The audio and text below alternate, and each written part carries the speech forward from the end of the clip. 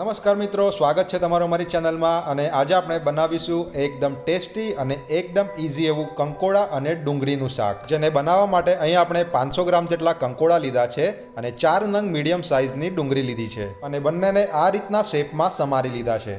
તો હવે આપણે ગેસ પર એક કઢાઈમાં 5 થી 6 ચમચી જેટલું તેલ લઈશું અને એને ગરમ થવા દઈશું. મિત્રો, કંકોડાના શાકમાં આપણે તેલની માત્રા થોડી વધારે રાખવી જરૂરી છે. તેલ ગરમ થઈ જાય એટલે એમાં સૌપ્રથમ અડધી ચમચી જેટલી રાઈ નાખીશું, અડધી ચમચી જેટલું જીરું નાખીશું, ચપટી હિંગ નાખીશું અને આપણા સમારેલા કંકોડા અને સમારેલી ડુંગળી નાખી દઈશું અને બધી જ સામગ્રીને સારી રીતે મિક્સ કરીને 2 મિનિટ સુધી ધીમીથી મીડિયમ ફ્લેમ પર સાંતળી લઈશું.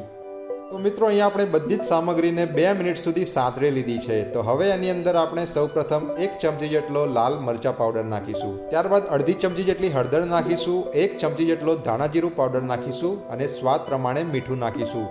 હવે આ બધી જ સામગ્રીને સારી રીતે મિક્સ કરી લઈશું. મિત્રો, અહીંયા આપણે ગરમ મસાલાનો ઉપયોગ કર્યો નથી. જો તમારે નાખવો હોય તો અવશ્ય નાખી શકો છો. તો આપણે અહીં બધા જ મસાલાઓને શાકમાં સારી રીતે મિક્સ કરી લીધા છે. તો હવે આપણે ઢાંકણ ઢાંકી દઈશું અને 8 મિનિટ સુધી ધીમીથી મીડિયમ ફ્લેમ પર ચડવા દઈશું. તો મિત્રો, 8 મિનિટ થઈ ગઈ છે. તો આપણે શાકની ઉપરનું ઢાંકણ ખોલી લઈશું અને એકવાર સારી રીતે મિક્સ કરી લઈશું. મિત્રો, આ શાકમાં આપણે પાણીનો જરા પણ ઉપયોગ કરવાના નથી. તો આપણે શાકને સારી રીતે મિક્સ કરી લીધું છે. તો હવે આપણે ફરીથી એના પર ઢાંકણ ઢાંકીને બીજી 8 મિનિટ સુધી ધીમીથી મીડિયમ ફ્લેમ પર ચડવા દઈશું.